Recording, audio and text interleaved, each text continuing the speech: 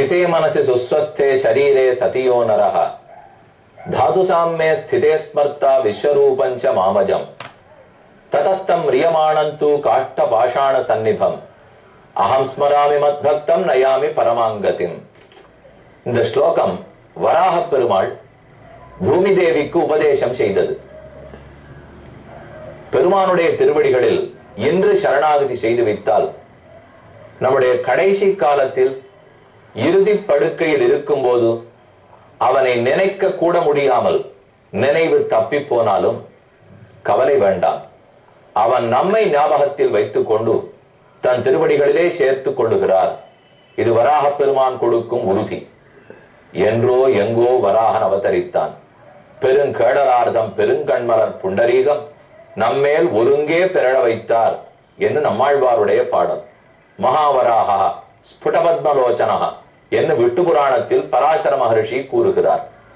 இப்படி கொத்த பெருமகளை உடைய வராகனை, லக்ஷ்மி வராகனை சென்னையில் தரமணியில் 100 அடி சாலை கருகே ராஜாஜி சாலையில் இருக்கும் பக்த ஆஞ்சநேய சுவாமி பிரசன்ன வெங்கடேச பெருமாள் சன்னதியில் தற்போது சேவித்துக் கொண்டிருக்கிறோம். ரொம்ப பெரிய திருவுருவம். தன்னுடைய நீண்ட மூக்காலே தன் அழகான மனைவியான அன்பான மனைவியான பூமாதேவியை ஸ்பரிசித்துக் கொண்டிருக்கிறார். இடது திருமணியில் பூமி லக்ஷ்மி எப்படியும் கூறலாம், லக்ஷ்மி வராக சுவாமி. அப்ப இடது திருமணியில் லக்ஷ்மி தேவியை அமர்த்தி கொண்டிருக்கிறார். அவருடைய நீண்ட மூக்கை பார்த்தாலே உபதேசித்துக் கொண்டிருக்கிறார்ங்கிறது தெளிவாக தெரிகிறது. என்ன உபதேசம் செய்வார்? என்ன வாயால் பாடச் சொல்லு, மனத்தால் சிந்திக்க சொல்லு, தூய மலர்களை கொண்டு அர்ச்சனம் பண்ண சொல்லு என்று நமக்கு செய்யும் உபதேசம். அதை பிராட்டி மூலமாக நமக்கு உபதேசிக்கிறார். அதே நேரத்தில் பிராட்டிக்கு மற்றொரு உபதேசம். தேவி, நீர் பார்த்து யாரை சிபாரிசு பண்ணி விடுறீரோ, நீர் பார்த்து ஆரை அனுப்பி வைக்கிறீரோ அவர்களுக்கெல்லாம் முக்தி அளிப்போம். அவனே தன்னை மறந்தாலும் நான் அவனை ஒரு நாளும் மறக்க மாட்டேன் என்று லக்ஷ்மி வராகன் கூறிக்கொண்டிருக்கிறார். அவரை சேவித்துக் கொண்டோம். அடுத்தது ரொம்ப ஆச்சரியமான பல சன்னதிகள். மூலமூர்த்திகளை சேவிக்கும் வாய்ப்பில்லை, உற்சவர்களை தரிசித்துக் கொண்டோம். சுதர்சன நரசிம்மருடைய ஆஸ்தானம். ஒரு புறத்தில் சுதர்சனாழ்வார், மற்றொரு புறத்தில் நரசிம்ம பெருமான். மற்றொன்னு தன்வந்திரியனுடைய சன்னதி. அமுத குடத்தோட கூட நமக்கெல்லாம் வியாதிகளை போக்கி நீங்காத இன்பமான பெருமான் திருவடிகளை கொடுத்து கொண்டிருப்பவர் தன்வந்திரியை கண்டோம். இவர்களை சேவித்துக் கொண்டு இங்கிருக்கும் லக்ஷ்மி வராக பெருமாள் திருப்பதியிலிருந்து எழுந்துருளியவர். அது விசேஷமான செய்தியாக கோயிலார் கூறினார்கள். திருப்பதியில் ஆதி வராக சுவாமிதான் திருமலைக்கு ஸ்தல அதிபதி பெருமாள். வெங்கடேசன் ஸ்ரீனிவாச பெருமான் திருமலைக்கு வந்து சேர்ந்த பெருமாள். ஆனா திருமலைங்கிற இடத்துக்கு, அந்த இடத்துக்கு உடையவராரு? ஆதி வராக சுவாமி தானே. அதனால்தான் அந்த பெருமான் திருப்பதியிலிருந்தே எழுந்துருளி இருக்கிறார் போலும். அவரையும் சேவித்தோம். இனி இந்த திருக்கோயில் திருநாமமே ஆஞ்சநேயர் பேரில் தான். பக்த ஆஞ்சநேயர், வரத ஆஞ்சநேயர், அவரை சேவிக்க போகிறோம். ரொம்ப சின்ன திருமேனி, அழகான திருமேனி, பக்தி ததும்பும் திருமுகமண்டலம். நின்ன திருக்கோலத்தில் உள்ளார்.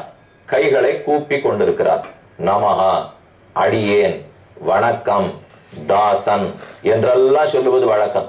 அடியேன் தாசன் சொன்னால் தேவரீருக்கு அடிமை, அடியேனே அடிமை. இதை தெரிந்திருக்கிறபடியால் கைங்கரியம் பண்ணுவதேதான் நமக்கு பயன் என்று உணர்ந்து நிற்கக்கூடிய ஆஞ்சநேய சுவாமி. தாசனாய் ராமதாசன், ராமதூதன். இப்பதான் முதல் முறையா சீதா தாசன் ஆறார். ஏன் தனித்து சொல்லணும்? சீதா ராமதாசன் ஆகிறார் என்று கொள்ளலாம். ஏற்கனவே ராமதாசன், இப்ப சீதா கடாட்சம், இனிமே சீதா ராமதாசன். ராமனுக்கும் தூதன், சீதைக்கும் தூதன். நடுவாக ஆஞ்சநேயரை தரிசித்துக் கொண்டோம். இனி மேற்கொண்டு ஆஞ்சநேய சுவாமி என்னென்னலாம் சீதையினிடத்துல பேசுகிறார்னு பார்க்க போகிறோம். 33வது சர்க்கம். காணு பத்மபலாசாட்சி கிளிஷ்ட கௌசேய வாசினி துருமஸ்ய சாகாம் ஆலம்பிய திஷ்டசித்வம் அனிந்திதா. பெண்ணே, இந்த அசோக மரம், மரத்தினுடைய கிளையை பற்றி கொண்டு அதுல சாய்ந்து கொண்டு ரொம்ப இழைத்து போய் நிற்கவே தள்ளாடாமல் நின்று கொண்டிருக்கிறாயே, பார்த்தால் குற்றமற்றவளாக இருக்கிறீர். நீரார் கிமர்த்தன் தவ நேத்ராப்யாம் வாரி ஸ்ரவதி சோகஜம். உன்னுடைய கண்கள் இருந்து எதற்காக துன்ப கண்ணீர் பெருகுகிறது? இந்த கண்ணீரிலிருந்து கண்ணீரே வரக்கூடாதே. பெண்கள் எதற்காக அழ வேண்டும்? பெண்கள் அழுதால் நாடு தாங்குமா? பூமி தாங்குமா? அதுவும் தேவரியரை போன்றிருக்கிறவர் அழலாமா? துருமஸ்ய புண்டரீக பலாசாபியாம் விப்ரகீர்ண விவோதகம். ஒரு தாமரை மலரிலிருந்து சொட்டு சொட்டாக நீர் வழிந்தால் எப்படி இருக்குமோ அதை போல் உன் தாமரை கண்களிலிருந்து கண்ணீர் வடிகிறதே. சுராணாம சுராணாஞ்ச நாக கந்தர்வ ரக்ஷசாம். நீர் சுரனா, அசுர பெண்ணா, யக்ஷரா, கிண்ணறர்களா? இவர்களுக்குள் தேவரீர் யார்? காத்தம் பவசி ருத்ராணாம். ருத்ரர்களுக்குள்ள ஒருத்தரோ, மருத்துகளிடத்திலிருந்து வந்த பெண்ணோ, வசுக்களோ? யார் மிக உயர்ந்தவராக இருக்கிறீர்? எனக்கு இப்படி தோன்றுகிறது. சந்திரனுடைய உயர்ந்த பத்னி ரோகிணி ஒருவேளை சந்திரனை பிரிந்து அவன் இல்லாமல் தேடி தவித்துக் கொண்டு ரோகிணிதான் நீரோ? வசிஷ்டரிடத்திலிருந்து பிரிந்து அவர் எங்கேன்னு தேடி தவித்துக் கொண்டிருக்கும் அருந்ததி தேவிதான் நீரோ?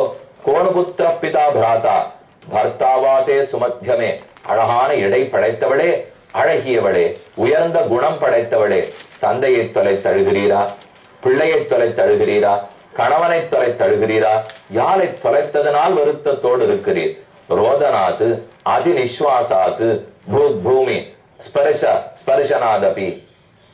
2-3 அடையாளங்களால் நீர் தேவ பெண் அல்லன்னு தெரிஞ்சுட்டேன். நீர் மானிட பெண்ணு தான். ஒன்று, மானிட பெண்ணுக்குரிய ராணிக்குரிய அடையாளங்கள் இருக்கின்றன. அதனால நீர் ஒரு திவ்ய மகிழ்ச்சி, ஒரு பெரிய அரசனுக்கு மகிழ்ச்சியாக இருக்க வேண்டும். மேலும் பெருமூச்சு விடுகிறீர், தேவர்கள் விடமாட்டார்கள். தரையில் கால் பாவுகிறது, தேவர்களுக்கு பாவாது. அழுகிறீர், தேவர்கள் அழமாட்டார்கள்.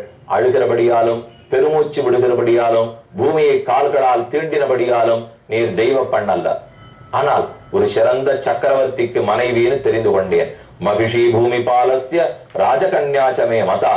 நீர் ஒரு பெருத்த அரசனுக்கு, சிறந்த அரசனுக்கு மகள், சிறந்த அரசனுக்கு மனைவி. ராவணேன ஜனஸ்தானாத் பலாத் பிரமதிதாயதி சீதா துவசி பத்ரந்தே தன்மமா சக்ஷ்வ பிருச்சதா. இங்கதான் பேச்சு சாமர்த்தியம். இதுவரை நீர் யாரோ யாரோன்னு பெருமை சொல்லி கொண்டு வந்தார். இப்ப கேட்கிறார், ஒருவேளை ஜனஸ்தானத்திலிருந்து ராமனிடத்திலிருந்து ராவணன் சீதை என்னும் பெண்ணை கவர்ந்து வந்தானே, அந்த பெண்ணாக நீர் இருப்பீரோ? இத கண்டிப்பா சொல்லணும். ஏன்னா நீர் அவரா இவரானுட்டு இவர் ஆறுன்னு இவர் சந்தேகப்படுறாரு சொல்லாமலே விட்டுட்டால் அப்ப வந்த காரியம் நடக்கவே நடக்காது. நீர் ஆறாருன்னு கேட்கணும், இவரா இருப்பீரோ அப்படின்னு நமக்கு இருக்கிற சந்தேகத்தையும் சொல்லணும். அப்பதான் ஓ இவர் நம்மை தேடி வந்திருக்கிறார்னு அவளுக்கு புரியும் இல்லையோ. என்ன அழகா சொல்ல வேண்டிய இடத்துல சொல்றாரு பாருங்க. நாம இருந்தா ஒருத்தர் கேட்கிற சேவே, நீர் ரோகிணியா, நீர் அருந்ததியா, நீர் ஆறா இருக்கும், நீர் இவா இல்ல என்ன சொல்லிடுங்க, நான் மாட்டுக்கு வந்த வழி போவேன். இப்படி எல்லாம் ஆரம்பிச்சுட்டு அப்புறம் யாருக்கு பேசவே தோணாது. எப்பப்ப எதை நாசூக்கா சொல்லணுமோ, சாமர்த்தியமா சொல்லணுமோ, ஆனா ஏமாத்துறதுக்காக எதையும் பேசக்கூடாது. நல்ல விதமா சொல்லி புரிய வைக்க வேண்டுமே. ராவணேன ஜனஸ்தானாது சாதஸ்ய வசனம் ஸ்ருத்வா ராமகீர்த்தன ஹர்ஷிதா உவாச வாக்கியம் வைதேகி ஹனுமந்தம் துருமாஸ்ருதம். அந்த மரக்கடையில் எழுந்தருள் இருக்கும் ஆஞ்சநேயரை பார்த்தாள். இப்பதான் ராம கதை கேட்டு மனசு நிறைவா இருக்கு சீதைக்கு. பதில் பேச ஆரம்பிக்கிறாள். பிருத்திவ்யாம் ராஜசிம்ஹானாம் முக்கியஸ்ய விதிதாத்மனः ஸ்னுஷா தசரதஸ்யாஹம் சத்ரு சைன்ய பிரதாபினः துகிதா ஜனகஸ்யாஹம் வைதேகஸ்ய மகாத்மனः சீதேதி நாம்னா சோக்தாஹம் பார்யா ராமஸ்ய தீமதः. 3 அறிமுகம் கொடுக்கிறாள். முதல், நான் நாடறிய இருக்கும் உலக புகழ் பெற்ற சக்கரவர்த்தியான இக்ஷ்வாகுகுல தரசனான பெரும் சக்கரவர்த்தி தசரத மகாராஜா, அவருடைய நாட்டு பெண், அவருக்கு மருமகள் நான். 2வது, சிறந்த கர்ம வீரரான மகா பண்டிதர் ஞானியான ஜனகனுக்கு மகள் நான். அடுத்தது, மிக பெரியவரான மகாவீரரான சஸ்திரக்களை பிடித்தவர்களுக்குள் தலைவனான ராமனை கைப்பிடித்த மனைவி நான். 3 சொல்லுகிறாள். இன்னாருக்கு மனாட்டு பெண் மருமகள், இன்னாருக்கு மகள், இன்னாருக்கு மனைவி என்று 3. இது எந்த வரிசையில வந்திருக்கணும்? ஆசை கணவனால் முதல்ல ராமபத்னி தான் சொல்லியிருக்கணும். இல்ல வேண்டாம், தந்தைக்கு அப்புறம் தானே, தந்தை பெறவே தானே கல்யாணமே. அப்ப முதல்ல ஜனகனை சொல்லியிருக்கட்டும். இல்ல தசரதனை எதற்காக முதல்ல சொல்ல வேண்டும்? பெத்தவர்னு சொல்லணும்னா ஜனகனை சொல்லட்டும். இல்ல கைப்பிடித்தவர் கணவர்னு சொன்னா ராமனை சொல்லட்டும். 2 பேரையும் விட்டுட்டு தசரதனால் சீதைக்கு எப்பவும் ஒரு எள்ளமா. தசரதன் பார்த்து பண்ணி வைத்த கல்யாணம், அதனால அவர் பார்த்து பண்ணார். தாராகா பித்ருதாயித்தின்னு சொல்லுவார்கள். அதே போல அவளுக்கு ரொம்ப பெருமை. இப்ப ஆஞ்சநேயர் இடத்துல என்ன சொல்ல போறா? தசரதன் மட்டும் உயிரோடு இருந்திருந்தால் இப்படி நான் துன்பப்பட்டதை பார்த்து பேசாமல் இருந்திருக்க மாட்டார். உங்க ராமனுக்கு கனிவே போராது, அன்பே போராது. அதைத்தான் இப்ப சொல்லவே போறா. புரிஞ்சுட்டார் ஆஞ்சநேயர். இவ எப்ப தசரதன் மாமனார்னு முதல்ல சொன்னாடோ இவ தனி சிறப்பான பெண். அப்புறம்தான் அவர் நன்கு கேட்கறதுக்கு ஆரம்பிக்கிறார். அப்ப தசரதனுக்கு நாட்டு பெண், துகிதா ஜனகஸ்யாகம் வைதேகஸ்ய மகாத்மனா, விதேகராஜனான ஜனகன் அவனுடைய மகள் நான். சீதேதி நாம்னா, என் பெயர் சீதா. உக்தாகம் பாரியா ராமஸ்ய தீமதா. கடைசியா சொல்லுகிறாள், நான் ராமன் கைப்பிடித்த மனைவி. நமக்கே தோணும், என்ன ராமனுக்கு கொஞ்சம் குறைவா இருக்கு, மத்த பேரெல்லாம் சொல்லிட்டு ராமனை சொல்றாரு என்னால்.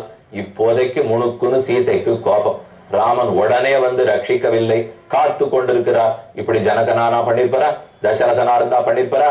என்னைக்கு மகளா இருக்கட்டும் மருமகளா இருக்கட்டும் ஓடி வந்து அப்பாவும் மாமனாரும் காப்பாத்திருவா, மாமியார்களும் அம்மாக்களும் துடிச்சிருவா. ஆனா கணவன் இந்த வேலை இருந்தது அந்த வேலை இருந்தது மெதுவா வராரு இல்லையோ, அதை பார்த்துதான் இப்ப சீதைக்கே கோபம். அதனால அறிமுகப்படலத்திலேயே கோபத்தை வெளிப்படுத்திட்டாள். கடைசியாகத்தான் ராமனின் பெயர். சமாத்வாதச தத்ராகம் ராகவஸ்ய நிவேசனே புஞ்சானாம் அனுஷான் போகான் சர்வகாம சமிருத்தினி. எங்களுக்கு கல்யாணம் ஆயிற்று. ராமனுக்கு வயசு 12, எனக்கு வயது 6. இருவரும் நாட்டில் 12 ஆண்டுகள் சுகமே வாழ்ந்தோம். 12 24 வயசு முடிந்த போது 13வது ஆண்டு, கல்யாணமாகி 13வது ஆண்டு பட்டாபிஷேகம் பண்ண வேண்டும் என்று தயரதன் முயற்சித்தார். ஆனால் கைகேயிக்கு விருப்பம் இல்லாதபடியால் அவள் 2 வரங்களை கேட்டாள். ராமனுடனே சத்தியவாக்கியன் அனைத்து போகங்களையும் துறந்தார். ததா திரையோதசே வருஷே ராஜ்யேச இக்ஷ்வாகு நந்தனம் அபிஷேகயிதும் ராஜா சோபாத்யாய பிரச்சக்ரமே ந பிபேயம் ந காதேயம் பிரத்யஹம் மம போஜனம் ஏஷமே ஜீவிதஸ்யாந்தஹ ராமோயத்யபிஷிஜ்யதே. கைகேயி கேட்டா, ராமனுக்கு பட்டாபிஷேகம் பண்ணினால் சாப்பிட மாட்டேன், தூங்க மாட்டேன், பருக மாட்டேன், சந்தோஷப்பட மாட்டேன், வாழவே மாட்டேன். இது கண்டு பொறுக்காத தசரதன் வரத்தை கொடுத்து விட்டார். அனைவரும் காட்டுக்கு வந்தோம். சாகம் தஸ்யாக்ரதஸ்தூர்ணம் பிரஸ்திதா வனச்சாரிணி நகிமே தேன ஹீனாயா வாசஸ்வர்கேபி ரோச்சதே பிராகேவது மகாபாகா சௌமித்ரிர் மித்ரநந்தனா பூர்வஜஸ்ய அனுயாத்ரார்த்தே குஷசீரை அலங்கிருதா. அப்போது ராமன் தந்தை சொல்மிக்க மந்திரம் இல்லை என்பதை காட்டவே உலகில் பிறவி எடுத்தவன். உடனே ஏற்றுக்கொண்டான். ஒரு துளி மனக்கவலை இல்லை, சோர்வில்லை. தன் தம்பியான இலக்குவனை கூட்டினான். நான் மனைவி, என்னையும் அழைத்துக் கொண்டான். அனைவருமாக கானகத்துக்கு போனோம். இங்குமங்கும் திரிந்து கொண்டிருந்தோம். பிரவிட்டாஸ்ம புராதிட்டம் வனம் கம்பீர தரிசனம். கம்பீரமான காட்டுக்குள்ளே புகுந்தோமா. வசதோ தண்டகாரண்யே தஸ்யாகம் அமிதௌஜசா ராட்சசா அபகிருதா பாரியா ராவணேன துராத்மனா. காட்டில் வாழ்ந்து கொண்டிருந்த போது ஒரு நாள் துராத்மாவான ராவணன் வந்தான். மாரீச்சன் மாயமானாக ராமனை வெகு தூரத்துக்கு ஓட்டி போக என்னை ராவணன் தூக்கி கொண்டு வந்து விட்டான். அவன் வந்துதான் இவ்விடத்தில் சிறை வைத்தான். இதெல்லாம் சீதா தன்னை பத்தி கூறிக்கொள்கிறாள். ஆஞ்சநேயர் கடைசியா கேட்டது என்ன? ராவணனால் தூக்கி செல்லப்பட்ட சீதை நீவிருதானா, நீதானா? ஆம், நாங்கள் இப்படி இருந்தோம். ரெண்டையும் தொடர்படுத்தணும். திடீர்னு ராவணன் தூக்கி போன சீதைன்னு சொல்லல. மறுபடியும் முதல்ல இருந்து இக்ஷ்வாகு குலம், ராமனுக்கு கல்யாணம் ஆனது, 12 வருஷம் இருந்தது, அப்புறம் காட்டுக்கு வந்தது, ஜனஸ்தானத்திலிருந்து தூக்கி வந்தது, அனைத்தையும் விளக்கியவள். துவௌ மாசௌ தேனமே காலஹ ஜீவித அனுகிரஹ கிருதஹ ஊர்த்வம் துவாப்யாந்து மாசாப்யாம் ததஸ்த்யக்ஷ்யாமி ஜீவிதம். இதுவரை என்னை அவன் பலாத்காரம் பண்ணவில்லை. ஆனால் 700 ராட்சசிகளை வேலைக்கு வைத்திருக்கிறான். அவர்கள் குத்தி கொன்னு என்னை இணங்க வைக்க பார்க்கிறார்கள். வந்ததிலிருந்து 12 மாதங்கள் எனக்கு நேரம் கொடுத்தான், கெடு விதித்தான். அதில் 10 மாதங்கள் முடிந்து விட்டன. இன்னும் 2 மாதங்கள் தான் மிச்சம். 2 மாசம் முடிந்தால் சீதையும் முடிந்து போவாள். இதுதான் என்னை பற்றிய வரலாறு. ஹனுமன் என்ன சீதை ஹனுமானிடத்தை கூறினாள். இனி ஹனுமான் பதில் பேச போகிறார். ராமனை பற்றி யார் என்று எடுத்துரைக்க போகிறார். கேட்போம். தற்போது தரமணி பக்த ஆஞ்சநேய சுவாமி பிரசன்ன வெங்கடேச பெருமாளிடத்தை விடை பெற்றுக் கொண்டு புறப்படுவோம்.